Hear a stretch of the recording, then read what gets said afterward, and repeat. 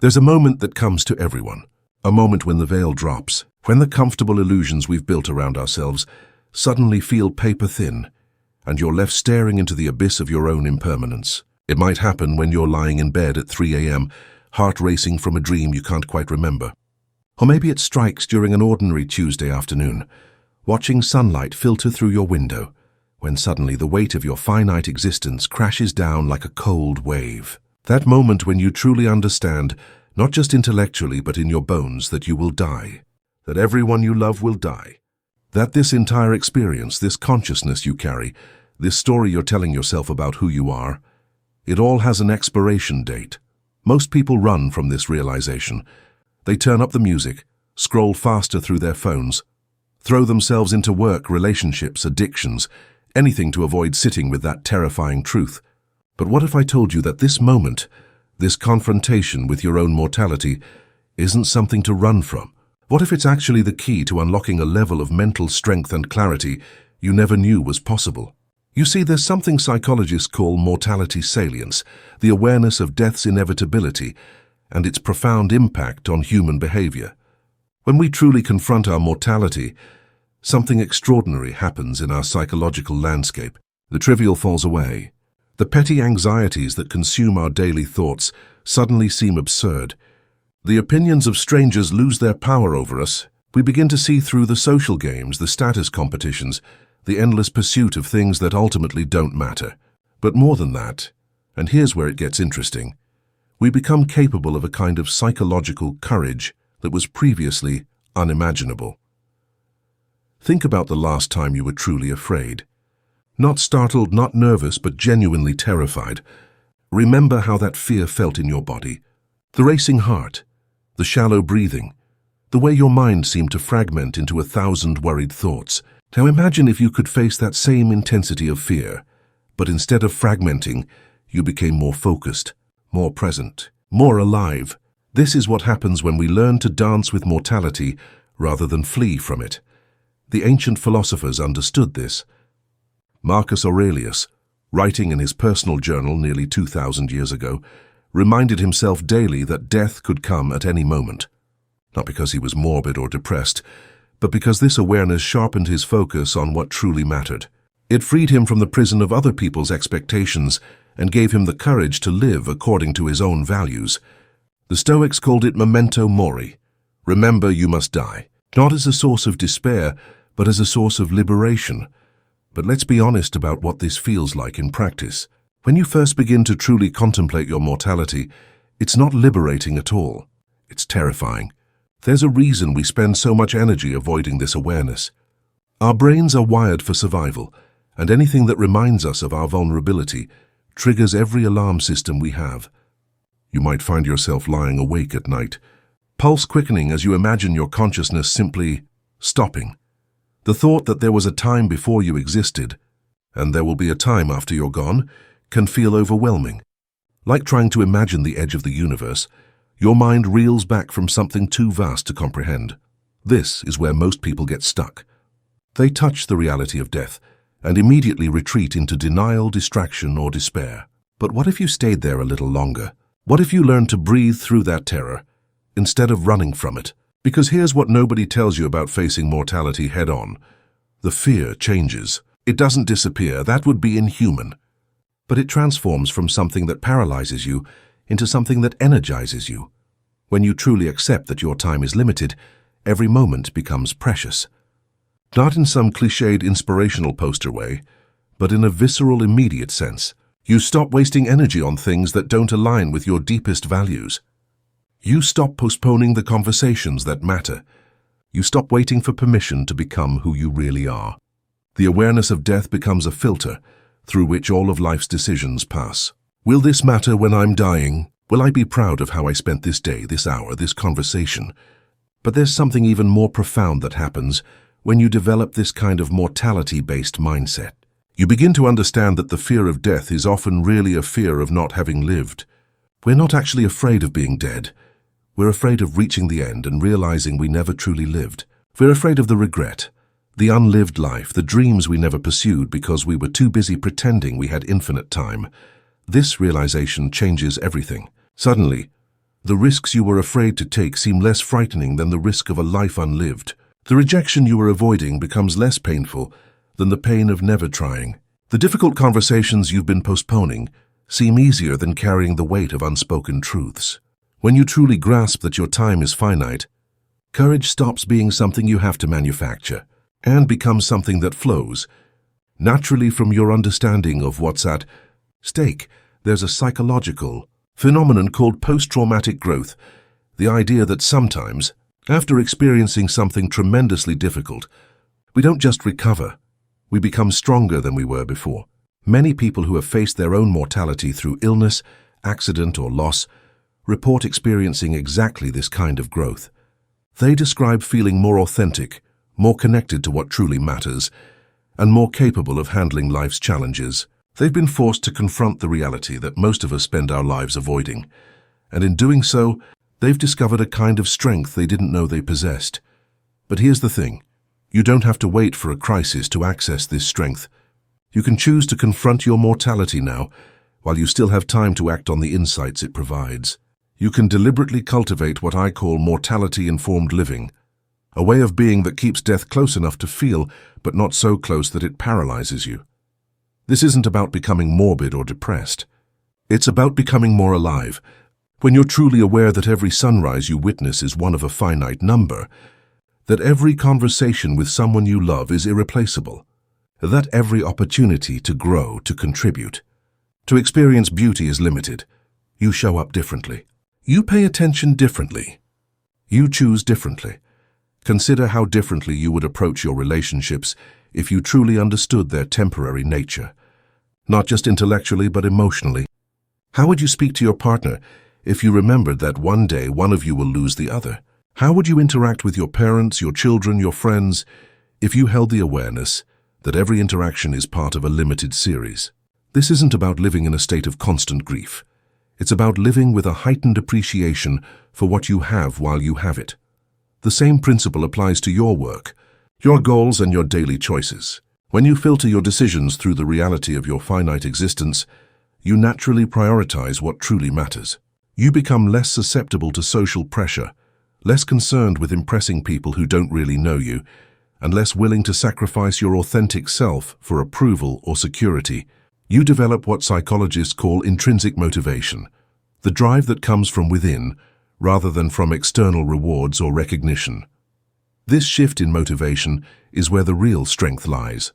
When your choices are guided by your own deep values rather than by fear, obligation, or the need for validation, you become remarkably resilient. Criticism stings less because you're not dependent on others' approval for your sense of worth. Failure becomes less catastrophic because you understand it as part of the human experience rather than a reflection of your value as a person. Uncertainty becomes more tolerable because you've already faced the ultimate uncertainty, the knowledge that you don't know when your story will end. But perhaps the most profound change that comes from embracing mortality is the development of what I call existential courage, the willingness to live fully in the face of uncertainty, impermanence, and the unknown. This isn't the kind of courage that charges into battle or takes physical risks. It's the courage to be vulnerable in relationships, to pursue meaning over comfort, to stand by your values even when it's difficult, to face your own limitations and shadows without turning away. This courage emerges naturally when you truly understand that avoiding discomfort now doesn't make it go away. It just ensures you'll carry it with you to your deathbed. Every conversation you don't have, every risk you don't take, every authentic part of yourself you keep hidden, these don't disappear just because you ignore them. They accumulate, creating a weight of unlived life that can become unbearable when you finally realize how much time has passed. The ancient Egyptians had a practice that modern psychology is now recognizing as remarkably sophisticated. They would place a skull on the table during their feasts, not to dampen the celebration, but to intensify it. The presence of mortality made every bite more flavorful, every laugh more precious, every moment of connection more meaningful. They understood something we've forgotten in our death-denying culture, that awareness of endings makes everything more vivid, more valuable, more real. This is the paradox at the heart of mortality-informed living. By accepting that everything ends, everything becomes more beautiful. By embracing impermanence, we discover what's truly permanent. By facing our fears about death, we become more fully alive. It's counterintuitive, but it's consistently true in human experience. The people who report the deepest satisfaction with life are often those who have developed the capacity to hold both life and death in their awareness simultaneously. Now, let me share something that might surprise you. Research in terror management theory shows that when people are reminded of their mortality in a controlled, supportive way, they often become more compassionate, more generous, and more focused on leaving a positive legacy. The awareness of death doesn't make us selfish or nihilistic. It makes us more human. We become more aware of our connection to others who share this same fragile, temporary existence. We become more motivated to contribute something meaningful to the world, knowing that our time to do so is limited. This is where mortality awareness becomes not just personally transformative, but socially powerful. When you're no longer driven by the need to prove yourself, to accumulate status symbols, or to win approval from people who don't really matter to you, you become free to focus on what actually does matter. You become more likely to speak up for what's right, even when it's unpopular.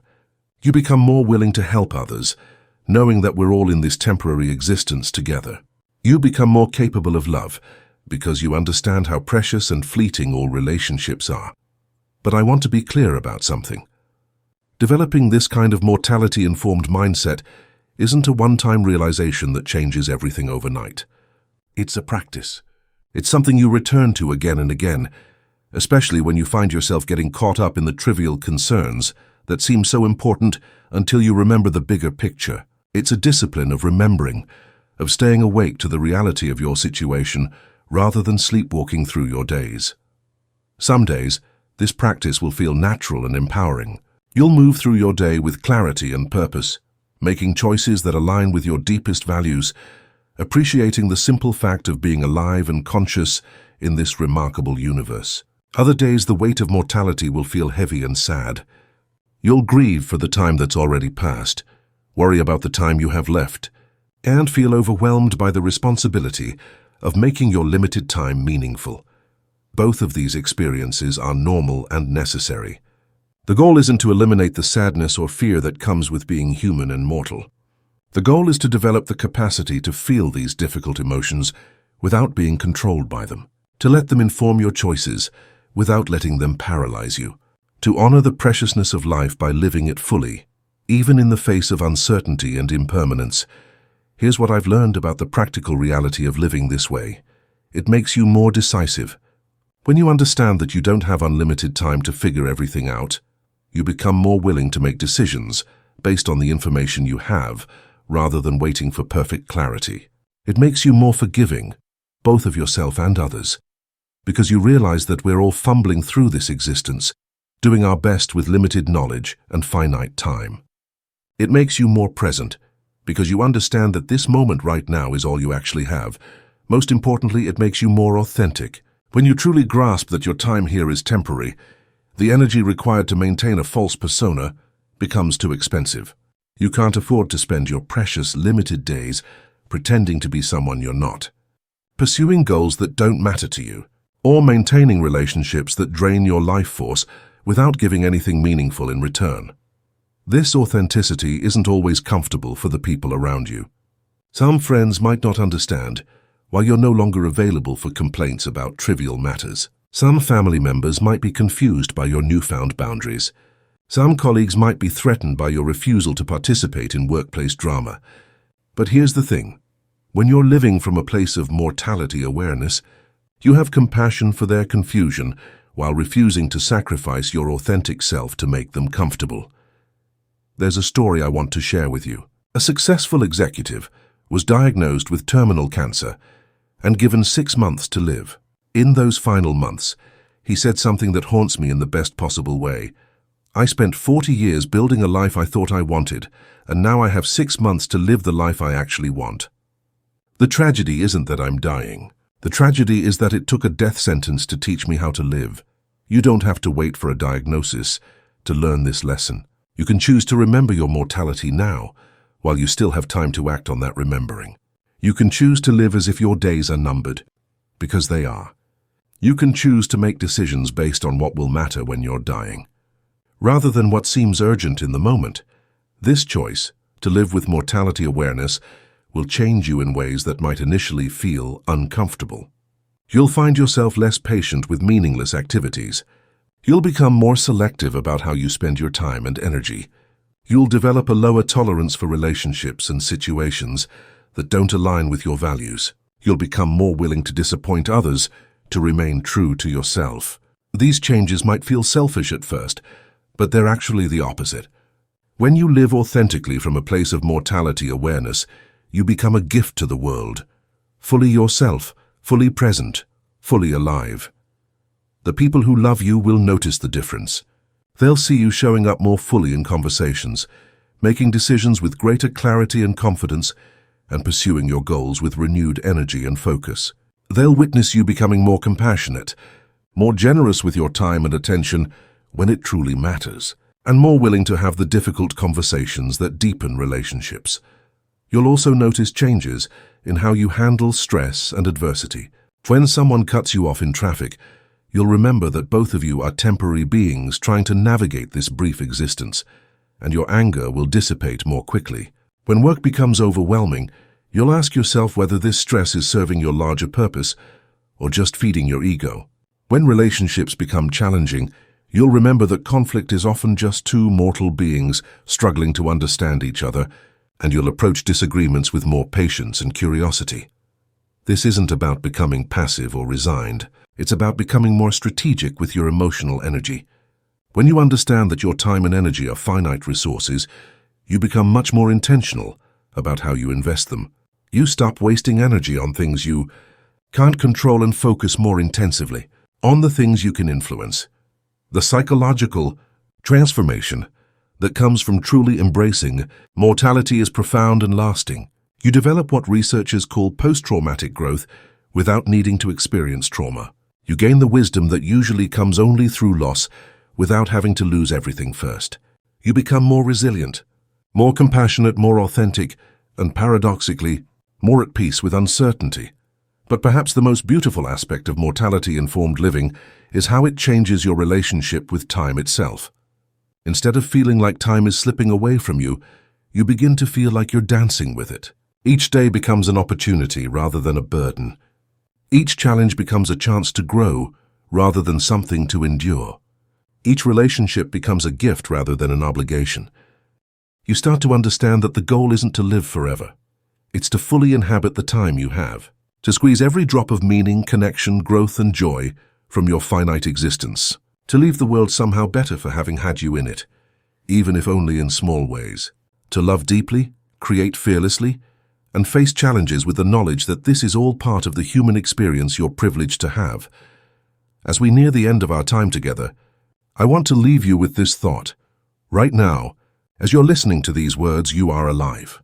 Your heart is beating, your lungs are taking in oxygen, and your brain is processing these ideas.